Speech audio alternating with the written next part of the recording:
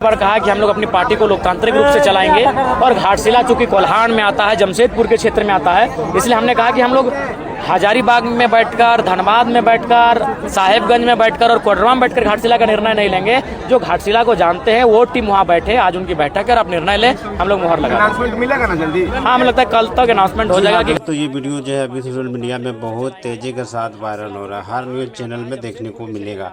दोस्तों, जब तमाम पत्रकारों मीडिया वालों ने डुमरी विधायक जयराम महतो से कई सारे मुद्दों को लेकर तरह तरह के सवाल पूछे और मीडिया वालों ने आप देख सकते हैं कि किस तरह से घेर लिया, तरह तरह के सवाल पूछ रहे हैं। तो उन तमाम सवालों पर जवाब क्या दिया, देखिए पूरा वीडियो में और अपने राय कमेंट में जरूर दीजिए।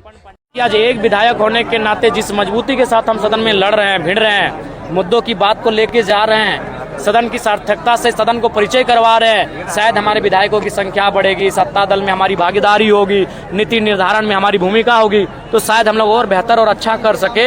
ये हम लोग जनता से अपील करेंगे। This news is sponsored by Himalayan international residential school Siliguri. इसीलिए हर एक जिला में, हर एक प्रखंडों में हम लोग जाएंगे और कार्यक्रमों के माध्यम से, आंदोलनों के माध्यम से रूपरेखा तैयार करते हुए जनमानस के साथ एक समन्वय स्थापित करेंगे। चतरा में विशाल बिजली का समस्या को ध्यान दिया है। देखिए, बालू का मुद्दा हर एक घर का मुद्दा है और सरकार पता नहीं क्या उनको कमीशन मिल रहा है या फिर क्या उनको फायदा मिल रहा है, वो सिस्टमेटिक रूप से बालू का घाटों की नीलामी करने को लेकर, संचालन को लेकर कहीं ना कहीं प्रतिबद्ध नहीं है, जिसका खामियाजा राज्य की भोली भाली जनता को भुगतना पड़ रहा है। तो निश्चय ही विधानसभा के पटल पर इस बार भी बालू संबंधित जो मामला है वह मजबूती के साथ उठेगा और सरकार को घेरा जाएगा। आदिवासी जो है वो विरोध कर रहे हैं, फिर आप एसपी क्यों बनना चाह रहे हैं? देखिए, बनना कोई नहीं चाहता है, बनना वो हम हैं, बस लिस्ट से हटा दिया गया, मैंने बाहर रख दिया गया था जब 1950 में। अभी आप फॉर एग्जाम्पल यहीं चतरा का ही लीजिए, सत्यानंद भोक्ता जी जो हैं उनका समाज SC में था पिछले 75 सालों से। 1950 में भी शेड्यूल कास्ट में था, 2000 में भी शेड्यूल कास्ट में था, आज वो शेड्यूल ट्राइब हो गया। तो उनसे आप ये सवाल करिए कि जो लोग 75 सालों में शेड्यूल कास्ट थे वो शेड्यूल ट्राइब हो गए, और हम तो आज़ादी से पहले कभी हम एबोरिजिनल ट्राइब थे, कभी हम लोग प्रिमिटिव ट्राइब थे, कभी एनिमिस्ट के नाम से जाने जाते थे।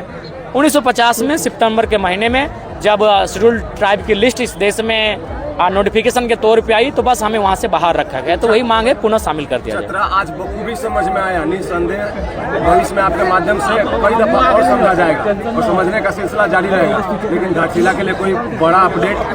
देखिए, घाटशिला को लेकर आज हमने बार बार कहा कि हम लोग अपनी पार्टी को लोकतांत्रिक रूप से चलाएंगे और घाटशिला चूंकि कोल्हान में आता है, जमशेदपुर के क्षेत्र में आता है, इसलिए हमने कहा कि हम लोग हजारीबाग में बैठकर, धनबाद में बैठकर, साहेबगंज में बैठकर और कोडरमा में बैठकर घाटशिला का निर्णय नहीं लेंगे। जो घाटशिला को जानते हैं वो टीम वहाँ बैठे, आज उनकी बैठक है और आप निर्णय ले, हम लोग मुहर लगा। अनाउंसमेंट मिलेगा ना जल्दी? हाँ, हमें लगता है कल तक अनाउंसमेंट हो जाएगा कि घाटशिला से हमारे प्रत्याशी कौन है। तैयार है ना? रूपरेखा बहुत ही मजबूती के साथ तैयार है। 56 पंचायत है, 4 प्रखंड है, 4 प्रखंडों में कौन कौन पदाधिकारी जाएंगे, 56 पंचायतों में कौन कौन पदाधिकारी जाएंगे, किस भाषा में संवाद करेंगे, किस मुद्दों के साथ संवाद करेंगे, ये सारी चीजें तय हो चुकी है। सरकार पर सर अब तीखा प्रहार किया, क्या लगता है सुधार? देखिए, सरकार चूंकि हम लोग अभी विधायक हैं और दूसरा बात हम लोग ओपोनेंट में हैं, तो जाहिर सी बात है सरकार की नीतियाँ सही नहीं है, जनता के लिए लाभकारी नहीं है, उन नीतियों को जनता के बीच उजागर करना भी हमारा कर्तव्य है। तो निश्चय अगर सरकार अच्छा काम करेगी तो नीतियों की सराहना होगी, अगर गलत कार्य करेगी तो नीतियों की आलोचना होगी। मैया समाज लेकर विकास का आप तो देख ही रहे हैं कि कितना रुका है, स्कॉलरशिप नहीं मिल रहा है, आपका वृद्धा पेंशन नहीं मिल रहा है, विकलांग पेंशन नहीं मिल रहा है, सहिया लोग को, सेविका लोग को, सहायिका लोग को भुगतान नहीं हो पा रहा है, तो कितना रुका है मेरे प्यारे साथियों, ये बताने की आवश्यकता नहीं, आप भली भांति जान रहे हैं। बहाली निकाला जा रहा है, फिर पोस्टपोन कर जा रहा है, क्योंकि राज्य सरकार के पास खजाना नहीं है। अगर वो बहाली ले भी आती है तो फिर उनको वैकेंसी लेने के बाद उनको सैलरी कैसे देगी? राज्य सरकार अपने खजाने को कहीं ना कहीं अपने निजी फायदे में इस्तेमाल कर रही है, अपने वोट बैंक के लिए इस्तेमाल कर रही है, जो इस राज्य के लिए आने वाले दिनों में चिंता का विषय होगा। चतरा में विस्थापन की समस्या बहुत ज्यादा है, इस पर क्या कहें? देखिए, कई नेताओं के प्रयास के बाद मैंने अंतिम बहस किया, कह सकते हैं, विस्थापन आयोग पर, और विस्थापन आयोग की मंजूरी मिल चुकी है। अब देखना है कि कितने जल्द विस्थापन आयोग के अध्यक्ष और समिति का निर्माण होता है, उसके अनुसार कितना जल्दी कैसा काम होता है, ये देखने की बात होगी। लेकिन फिलहाल विस्थापितों के लिए मैं हमेशा मुखर रहा हूँ और मेरी मुखरता को मुहर भी लगी है, विस्थापन आयोग को मंजूरी मिली है।